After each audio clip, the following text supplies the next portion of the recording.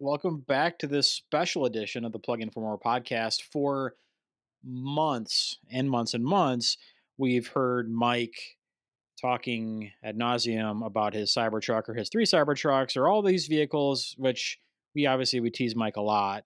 Now, today is a special day because Mike has his Cybertruck. The belly aching is over. And this might be the first podcast coming from inside of a Cybertruck. We're not sure, but we're going to claim it. Yeah, let's claim it. And I'll still complain because I can complain about anything. I'm adept at that. I have many years of practice. Welcome to Plug In for More, brought to you by evuniverse.com. EV Universe is your one-stop shop for all things related to the electric vehicle. Here on this podcast, our goal is to educate, inspire, and hopefully make your transition into the electric vehicle marketplace a lot less intimidating. And now, here are your hosts, Mike, Tom, and Bryant. So Cybertruck. Let's talk about the delivery experience, what that all looks like, what I've noticed with this truck. Number one, the delivery experience end of quarter for Tesla is crazy. So for anyone who hasn't picked up a Tesla from them during the end of quarter rush, it is absolutely insane. The store that I picked the Cybertruck up from, they had 110 deliveries or approximately that on the Saturday of the 30th before the end of the month. Just nuts. So Well, yeah, 110 vehicles sold on one day. yes, delivered that day. Yes. Gotcha. So there was just a line of people just getting their paperwork done, getting their cars, moving it out. And this particular location in Raleigh does not have a ton of room. And so what ended up happening with the Cybertruck for me, there's one other gentleman who was picking up his truck around the same time. His came out, got cleaned. They put it up on the front. He had to look through it real quick, and then for about 20 minutes, and then he took off with it. Mine was a little bit different scenario. They went to go clean it. Didn't really clean it at much at all. They kind of half washed it. Not the same event that people had smoke and mirrors. This is the end of the quarter, and I think this is really the beginning of the ramp of the Tesla Cybertruck. And they didn't seem to care too much, other than please get this thing out of our way. That was the sense I got, which was fine. I was happy to get the truck, but the car was so dirty that the inside of the windshield, which the windshield on the Cybertruck is massive. I Mhm. think it's the largest currently in the market for any vehicle. Um, it I thought it was foggy, and it's 70 degrees and sunny. I thought there was a defog issue, and I was Mm. playing around with the user interface and trying to adjust the defogger, and turned out no, it was just covered in dirt to the inside, and Hmm. to the point where you couldn't really hardly see out of the vehicle, which is insane to me. So the truck is awesome. It's not quite as fast as the Rivian, but the fit and finish inside, especially, is by far the best Tesla I've ever seen. It's super um, well built, just in a kind of a structural integrity standpoint. When you over bumps, there's no creaking, there's no give. It is just solid. So that's my Nice. initial impressions of the truck. But everything else you've seen on videos, as far as the steer by wire, that is 100% true. It is a little bit goofy at first, but it works really, really well. Um, it's a tank. I mean, it really just feels like a tank. And Hmm. I love it. The attention is, people talk about it, and it is insane. So when I talk about insane, picked it up Saturday at about 6:30, 7 o'clock. Drove it home. Had to go to local Publix to get some food. Drove into the parking lot before I could even park.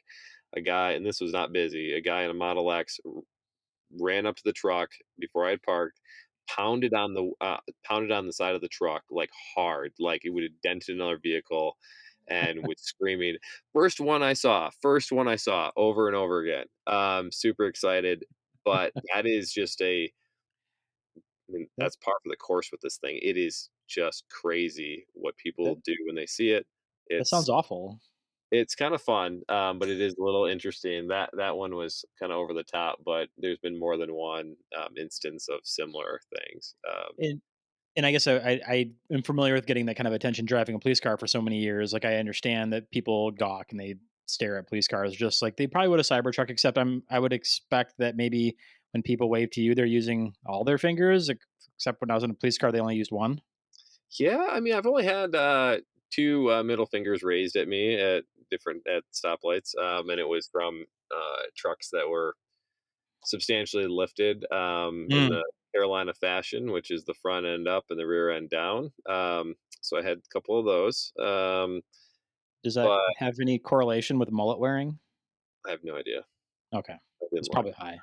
I just continued on. I'm on my way. But overall, the reactions have been really overall positive. People haven't been overly negative. I did have a neighbor who asked me how long I would be keeping it because it's really interesting looking. And I took that as you don't like what this thing looks like and you would like me to park it in the garage. And then the next question was, does it fit in the garage? And I said, no, it does not. And the disappointment on their face was very evident that they did not want it right next to their home. But the kids in the neighborhood flock to it. I mean Right. that's been fun seeing their faces light up. But yeah, I mean overall, I'm super happy with this thing. The room in the second row is quite substantial, and then the stainless steel, you touch it and it has fingerprints, so it is Neat. horrible if you like having a perfectly clean car. So you've had lots of time to think about this day coming, Hmm. and you've had a lot of time to anticipate it. Like, is it meeting your expectations?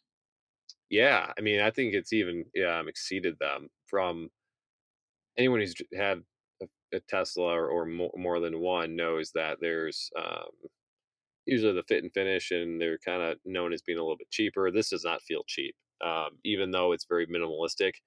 Like the quality of the materials is a lot better than what I would say I would typically be used to. The Hmm. sound system is incredible.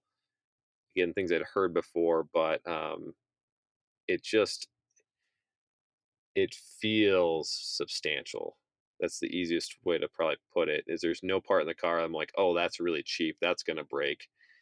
I feel like I could drive through most brick walls just fine with this thing. Other than the Hmm. bumpers, like I would maybe like to put on some really nice steel bumpers, like what my wife has on her Jeep. Should And have say, that well, on your Rivian. that would have been the door that needed that, not the front bumper. Speaking of the Rivian, when I park it next to this thing, it looks like a little toy. It seems smaller, and when you press on the door panels, they just kind of like shake a little bit. Like you Hmm. just press, I mean, like a normal car. And but when you start seeing this and you can pound your fist on it and nothing happens, Right. it makes it look like it couldn't, it's not going to hold up, even though it's not true. But it just it changes your perception of things. Sure. Oh, it's great to hear, and I'm excited for you. I'm also excited for the Tesla employees that don't have to answer your text messages anymore. Yeah, so let's talk about that real quick. So the text messages. So for I would say a tech forward company, I think anyone would agree with that statement for Tesla. Their text messages that they send out to their customers are it's not good. I mean, they send out these messages of, "Hey, come. This is Jim at your local Tesla store. There's a discount on a new Model Y if you want to come test drive one, whatever it may be, while you're waiting for your Cybertruck." And I responded, "Hey, no, let's. I just want to know where my truck is." And then their response is, "Well, it'll be at least a year." Well, at this point, they have my phone number. It should be tied to my account. They should know that I put in my order like 90 days ago, and it should be here like any day. Um, and I said, no, here's my VIN, all this kind of stuff. And then they're like, well, it won't be here for at least another 30 to 90 days to that effect. And then I said, no, here's like the other information I previously got from another. Oh, well, I didn't look it up. And they're like, yeah, it'll be here in 2 days. So it's amazing how everything is still manual on the text messaging side and on the phone system Mm, with Tesla, where they could have it automatically generated and they could tie it to your phone number and your account, but they don't. yeah, And that's many other weird. systems do that. I've done that for years with my previous companies. It those customer relationship management company software companies tie in that information. So this is nothing. It's not new technology. Why Tesla can have their cars drive themselves, sort of, but not Right. handle this. It's weird. And frankly, they should fix that. That's a downside for sure with Tesla. You're listening to the Plug In for More podcast. If you're looking for information on electric vehicles components, or information on how to reduce your carbon footprint, look no further than evuniverse.com. evuniverse.com is your one-stop shop for all things related to electric vehicle. Squircle. Let's talk about the Squircle. Squircle. Squircle. It's a square circle. Squircle. No Okay. stalks. This how you turn left. This how you turn left. Turn right. Lights. This is sound. Hmm. Wipers. Microphone.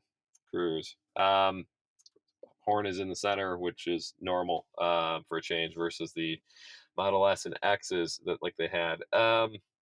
This is fairly. I mean, it's good. I'd probably prefer a round steering wheel rather than this, but it works well. The fact that you don't have to turn it that full um, a full turn like you do in other vehicles makes a Sure. whole bit of difference. So that part is really nice. You have heated and cooled seats, or ventilated, I should say.